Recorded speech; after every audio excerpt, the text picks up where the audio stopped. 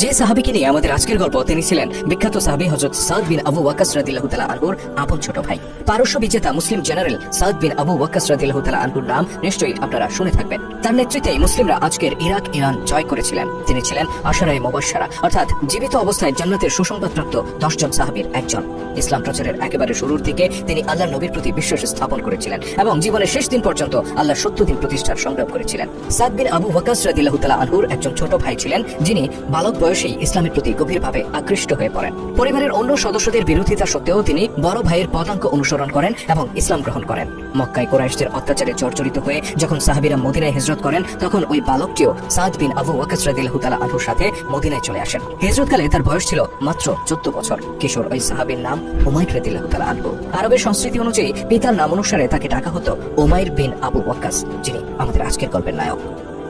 মদিনায় হিজরতের মাত্র 2 বছর পরের ঘটনা। মক্কার কুরাইশদের বিরুদ্ধে প্রথমবারের মতো সশস্ত্র অভিযানের ডাক দেন রাসূল পাক সাল্লাল্লাহু আলাইহি সাল্লাম, যা পরবর্তীতে বদরের যুদ্ধ নামে পরিচিতি পায়। যুদ্ধের উদ্দেশ্যে রাসূল সাল্লাল্লাহু আলাইহি সাল্লাম তার সাহাবীদেরকে নিয়ে মদিনা শহর থেকে বের হন। শহরের বাইরে এক জায়গায় এসে তিনি বিরতি নেন এবং এই বিরতিকালে যুদ্ধক্ষম সাহাবীদেরকে বাছাই করেন। যারা বয়সে ছোট ছিলেন, রাসূল সাল্লাল্লাহু আলাইহি সাল্লাম তাদেরকে মদিনায় ফিরে যাওয়ার নির্দেশ দেন। এই বাছাই প্রক্রিয়া চলাকালে সাদ বিন আবু ওয়াক্কাস রাদিয়াল্লাহু তাআলা আনহু লক্ষ্য করেন তার ছোট ভাই উমাইর অস্থিরভাবে সৈনিকদের মাঝে ঘোরাফেরা করছেন আর নিজেকে আড়াল করার চেষ্টা করছেন। তিনি তার কাছে গিয়ে জিজ্ঞেস করলেন, হে উমাইর, তোমার কি হয়েছে? জবাবে উমাইর রাদিয়াল্লাহু তাআলা আনহু বললেন, ভাই, আমার ইচ্ছা আমি এই যুদ্ধে অংশ নেব। হয়তো আল্লাহ তাআলা আমাকে শহীদ হিসেবে কবুল করবেন, কিন্তু আমার আশঙ্কা হচ্ছে বয়স কম হওয়ার কারণে হয়তো রাসূলুল্লাহ আমাকে এই যুদ্ধে অংশ নেওয়ার অনুমতি দেবেন না। কিছুক্ষণ বাদে উমাইর রাদিয়াল্লাহু তাআলা আনহুর এই আশঙ্কাই সত্য প্রমাণিত হলো। আল্লাহ নবী তাকে মদিনায় ফিরে যেতে বললেন। রাসূলের এমন সিদ্ধান্ত জানার পর উমাইর রাদিয়াল্লাহু তাআলা আনহু ব্যাকুলভাবে কান্না করতে থাকেন।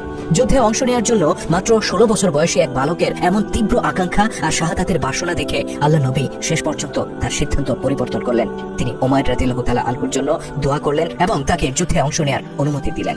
নিজের পবিত্র হাতে রাসূল সাল্লাল্লাহু আলাইহি সাল্লাম উমাইর রাদিয়াল্লাহু তাআলা আনহুর তলোয়ার খাপে যুক্ত করে দিলেন। বড় ভাই সাদ বিন আবু ওয়াক্কাস তাকে যুদ্ধে তলোয়ার চালনার ব্যাপারে প্রশিক্ষণ দিলেন। শুধু দর্শক, যে বয়সে আমরা বন্ধুদের সাথে খেলাধুলা করে বেড়াই, নিজের শখ আহ্লাদ পূরণ করার জন্য বাবা মায়ের কাছে বায়না ধরি, সেই শখ পূরণ না হলে মাটিতে গড়াগড়ি করে কান্না করি, সেই বয়সে একজন সাহাবী বায়না ধরলেন যুদ্ধে যাওয়ার জন্য। আল্লাহর সত্য দিনকে বিজয়ী করতে সাহাবীরা কতটা পাগলপারা ছিলেন তা সহজেই অনুমান করা যায় এই ঘটনা থেকে। অবশেষে যখন যুদ্ধ শুরু হয়, তখন দেখা যায় শত্রু বাহিনীর তুলনায় মুসলিমরা সংখ্যায় মাত্র 3 ভাগের 1 ভাগ। কাফের বাহিনী শুধু সৈন্য সংখ্যাতে এগিয়ে ছিল তা নয়, বরং অস্ত্রশস্ত্র, ঘোড়া, ওট এভাবে প্রতিটি বিষয়ে তারা বহুগুণ শক্তিশালী ছিল। তথাপি এই প্রতিকূল পরিস্থিতি আল্লাহ নবী ও তার সাহাবীদেরকে এতটুকু বিচলিত করতে পারেনি। তারা ছিলেন আল্লাহর জন্য, আল্লাহর সত্য দিনের জন্য জীবন কোরবান করতে সদা প্রস্তুত একদল মুজাহিদ। আল্লাহ পাকের উপর ভরসা করে তারা বীরত্বের সাথে যুদ্ধ করে যান।